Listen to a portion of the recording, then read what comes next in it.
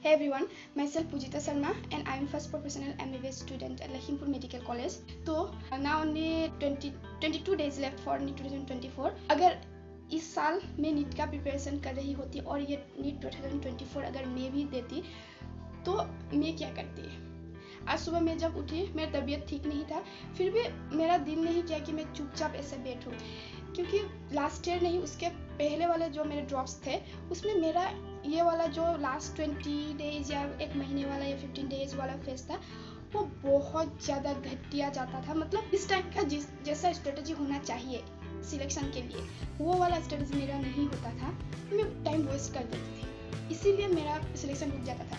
पहले जितना भी प्रिपरेशन किया हुआ होता है, पर इस टाइम को अगर आप अच्छे से यूटिलाइज नहीं करोगे, स्ट्रेटजी अगर ठीक नहीं होगा तो आपका सिलेक्शन नहीं होने वाला। देखो 22 डेज है और you can revise your syllabus 2 times.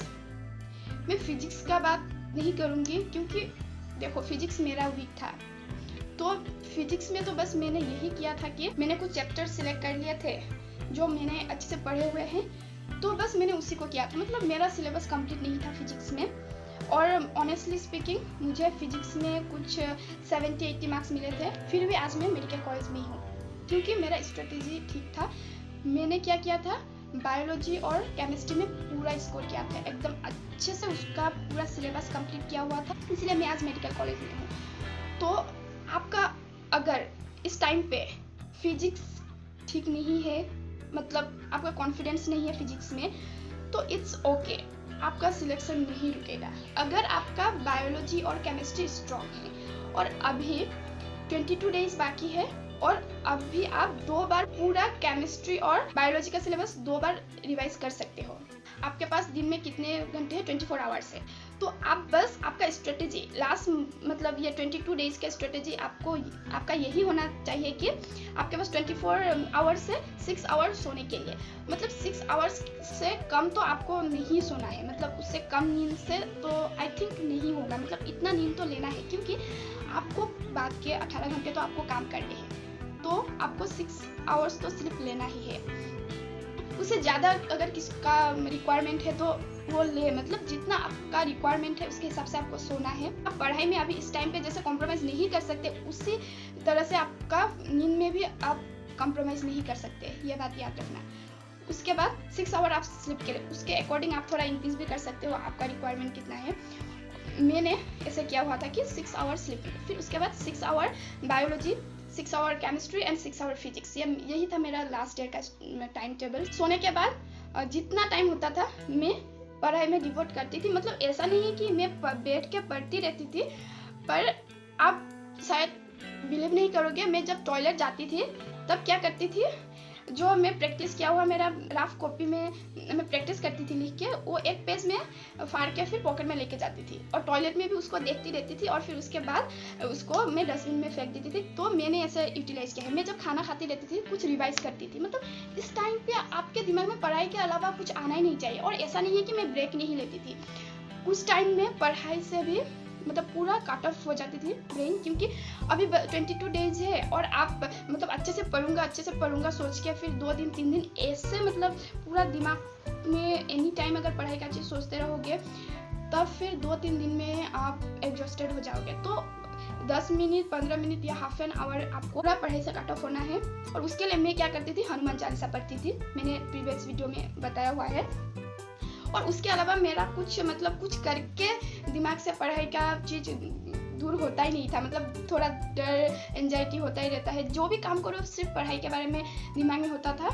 तो फिर मैंने हनुमान चालीसा के वक्त मैं एकदम भगवान के सोच में गुल हो जाती थी और तब मेरा पढ़ाई से थोड़ा कट ऑफ हो जाता था और उससे मुझे बहुत ज़्यादा रिलैक्स फील होता था और फिर नेक्स्ट पढ़ाई करने के लिए बहुत ज़्यादा एनर्जी मिलती थी। तो अभी आपके 6 hour bio, 6 hour physics and 6 hour chemistry में आप दिन के अगर 3 भी चैप्टर बायो के करते हो तो आपके आराम से 2 बार एग्जाम तक बायोलॉजी रिवाइज हो जाएंगे पूरे चैप्टर। और 6 आवर में 3 चैप्टर, मतलब एक चैप्टर 2 आवर, तो ये तो एनफ टाइम है। अगर आप उतना स्पीड से भी रिवाइज नहीं कर सकते, मतलब उतना आपका लेवल उतना इंक्रीज नहीं हुआ है अभी तक, मतलब आपका प्रिपरेशन उतना भी मतलब ज़्यादा स्ट्रॉन्ग नहीं है, फिर भी आप कर सकते हो कि 2 घंटे में एक चैप्टर ये तो हो ही जाता है मैक्सिमम का। और अगर उससे और भी कम समय में आप कर सकते हो, जैसे मैं कर सकती थी, तब आप 3 बार रिवाइज कर सकते हो। तो ये चीज़ याद रखना कि आप जितने बार अभी सिलेबस को जल्दी रिवाइज करोगे, जल्दी इन द सेंस कि मतलब ऊपर से नहीं, डीपली अच्छे से, मतलब आपको कितना समय लगता है एक चैप्टर रिवाइज करने के लिए, उसी हिसाब से अगर जितना जल्दी आप रिवाइज कर सकते हो उतना आपके लिए बायोलॉजी और केमिस्ट्री में बहुत ज़्यादा मतलब फ़ायदा देगा, क्योंकि उतना स्पीड से आप एमसीक्यू को सॉल्व कर पाओगे और आपका कन्फ्यूजन नहीं होगा। जैसे स्टेटमेंट बेस्ड क्वेश्चन इतना मतलब घुमा के देता है, ये इज नॉट, इज, या ऐसे कुछ एक्सेप्ट वगैरह, ये सब आपका दिमाग थोड़ा जल्दी काम करेगा। बायोलॉजी का ये स्ट्रेटेजी है, आप अभी जिस भी लेवल पे हो, मतलब उतना ज़्यादा रिवीजन नहीं हुआ है, मतलब देखो आपने एक बार बायोलॉजी अगर पढ़ा है और अभी आपने रिवाइज करना है, मतलब उतना रिवीजन अच्छे से नहीं हुआ है, फिर भी आप 2 बार रिवाइज कर सकते हो और अच्छा स्कोर कर सकते हो, ट्रस्ट मी। मतलब ये टाइम में आप बहुत ज़्यादा क्रूशियल टाइम में, मतलब मेंटली भी बहुत डिस्टर्ब हो जाते हैं स्टूडेंट की, मतलब होगा कि नहीं, ये सब सोच के फिर सोचते हैं कि अभी तो बस इतना साल नहीं पढ़ा और अभी 20 दिन 22 दिन में क्या ही उखाड़ लेंगे, पर ट्रस्ट मी यही टाइम है, आप उखाड़ सकते हो। यस, आप अभी उखाड़ सकते हो अगर आपका ब्रेन को अच्छे से डायरेक्ट करके, ये सब में मतलब मॉक टेस्ट में इतने मार्क्स बन रहे हैं, ये हो रहे हैं, ये सब में सोचना छोड़ के अगर सिर्फ पढ़ाई में लगोगे, आपका ब्रेन 2x में काम करेगा, ट्रस्ट मी करेगा। अगर आपके दिमाग को बस यही बोलना है कि देखो मुझे सिलेक्शन चाहिए, मैं कुछ नहीं जानता, मुझे सिलेक्शन चाहिए, और ये 22 दिन में सबसे अच्छे से पढ़ूंगी, मतलब ज़िंदगी में आज तक नहीं पढ़ा होगा उतना अच्छे से पढ़ूंगी। हाँ देखो, मैंने भी जब नीट के समय में उतना जितना पढ़ा था ना, अभी तो मैं MBBS में हूँ और मेरा लगभग 1 साल होने वाला है, मैं फिर से कभी नहीं पढ़ पाई हूँ इतना ज़्यादा। अभी टाइम आ रहा है, मेरा फाइनल्स आ रहे हैं, तो मुझे पढ़ना पड़ेगा, पता है, पर अभी तक मैं नहीं पढ़ी हूँ। उस समय में मैं जितना पढ़ी थी उससे पहले भी मैं कभी नहीं पढ़ी हूँ। तो आपको भी वो लेवल में पहुंचना पड़ेगा अगर सिलेक्शन चाहिए तो। अगर आप खुद को बोल सकते हो कि हाँ मैं अभी जितना पढ़ रहा हूँ मैं कभी नहीं पढ़ा था, या मैं कभी पढ़ भी शायद नहीं पाऊंगा, तब जाके आपका सिलेक्शन होगा, अगर आप उस लेवल पे पहुंच गए हो तो। नाउ कम टू केमिस्ट्री को डिवाइड करो 2 hour physical, 2 hour organic and 2 hour inorganic. तो देखो ऑर्गेनिक में आपके 7 चैप्टर्स है, तो आप 7 चैप्टर्स को अगर आपने एक बार पढ़ लिया है, आई एम कंसिडरिंग कि आपने एक बार पढ़ लिया होगा, अगर आप सीरियस स्टूडेंट हो तो श्योर, अगर आपने नहीं भी पढ़ा है तो आप पढ़ सकते हो, थोड़ा मतलब रिवीजन आपका छूट जाएगा। जैसे मैं बता रही हूँ ना कि इस टाइम में बायो का 2 बार रिवीजन, अगर आपका सिलेबस कुछ चैप्टर्स नहीं हुए हैं तो 2 बार को रिड्यूस करके कुछ चैप्टर 2 बार, फिर कुछ चैप्टर एक ही बार हो पाएंगे, वो आपके हिसाब से कर देना। पर आई एम कंसिडरिंग कि आपका एक बार चीज़ें हो चुका है, मतलब एक बार तो, और एक एस्पायरेंट एक बार तो पढ़ ही लेता है भाई, पूरा ड्रॉप साल में या पूरा 11-12 में। तो हाँ 7 चैप्टर है ऑर्गेनिक में, तो आप 2 बार ऑर्गेनिक पूरा रिवाइज कर सकते हो। 2 बार करने से आपका 14 डेज, एक दिन में अगर एक ही चैप्टर करते हो 14 डेज, फिर बाकी दिन तो आपके बच चुके हो और आप मॉक टेस्ट भी दोगे बीच में। और लिसन, अगर आपका सिलेबस अच्छे से कंप्लीट नहीं हुआ है एक बार भी, तो आप मॉक टेस्ट के पीछे मत भागो, आई एम ऑनेस्टली स्पीकिंग, क्योंकि कोई फ़ायदा नहीं है। क्योंकि जब आपको सिलेबस को कंप्लीट करोगे, या आप जितना कंप्लीट करोगे सोचे हो उतना तक करोगे, फिर उसके बाद आप खुद को एनालाइज करोगे, तभी तो कुछ फ़ायदा है ना। अगर आपका सिलेबस से कंप्लीट नहीं हुआ है और आप भाग रहे हो मॉक टेस्ट के पीछे और आपको 200 नंबर मिल रहे हैं, फिर सोच रहे हो कि सिलेक्शन होगा कि नहीं। अगर आप मॉक टेस्ट में 300, 350 या 400 से भी कम मार्क्स आपको मिल रहे हैं, तो आप बायोलॉजी पढ़ो, ये वाला अलग सिनेरियो है। पर अभी मैं उन स्टूडेंट के लिए वीडियो बना रही हूँ जो मेरे जैसे सीरियस थे, एवरी ड्रॉप में मैं सीरियस स्टूडेंट थी, पर फिर भी मेरा नहीं हुआ क्योंकि मेरा गाइडेंस का बहुत मतलब कमी था। तो हाँ 7 चैप्टर है ऑर्गेनिक के, तो आप 2 बार तो रिवाइज कर ही सकते हो। ये पूरा चैप्टर वाइज रिवीजन के बारे में बात कर रही हूँ मैं, कि आप एवरीथिंग उसमें पढ़ो, कि जो चीज़ है छोटे छोटे से कुछ ट्रेंड्स वगैरह, जो मतलब एवरीथिंग आप पढ़ो, या कुछ आपने अगर टिक किए हुए हैं कि उससे ये वाला MCQ में हमेशा भूल जाती हूँ, या ये वाला क्वेश्चन इंटेक्स के हो या एग्जाम्पल के, जो आपने अभी तक किए हुए हैं उसी से, तो सबको आप आपको एक एक बार देखना है, तो वो वाला रिवीजन है। फिर इनऑर्गेनिक के 6 चैप्टर है, तो 6 चैप्टर आप इनऑर्गेनिक के 2 बार तो पूरे चैप्टर विथ प्रीवाईक्यू कर सकते हो, और आप कर सकते हो।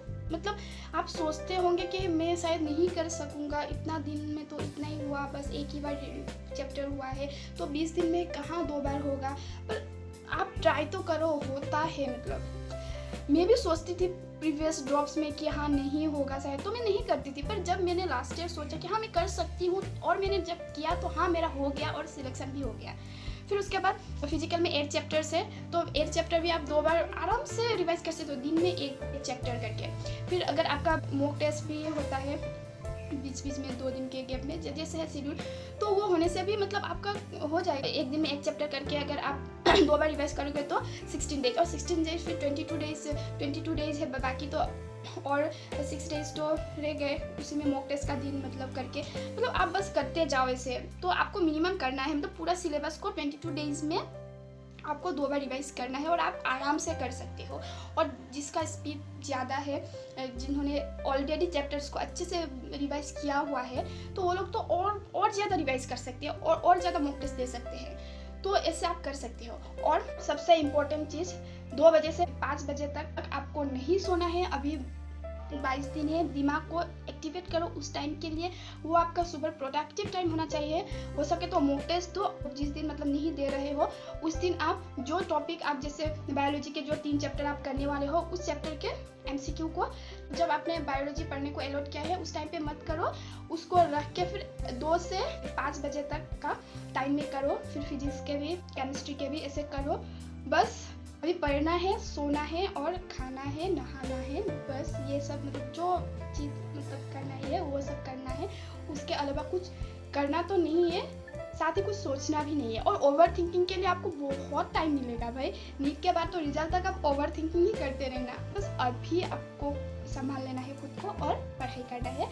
और ट्रस्ट में अगर इस 22 डेज को आप यूटिलाइज करोगे ना, तो मतलब आप यहाँ से यहाँ पहुँच सकते हो। और ये टाइम को अगर यूटिलाइज अच्छे से नहीं किया तो यहाँ से बस यहाँ पहुँच जाओगे, मतलब सिलेक्शन रुक जाएगा, फिर और 1 साल आपको ड्रॉप देना पड़ेगा।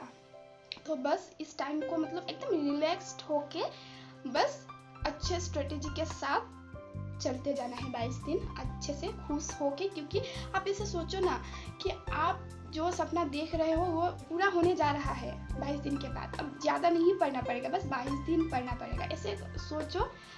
खुद आपको पढ़ने का दिल करेगा और अच्छे से पढ़ो। Best of luck.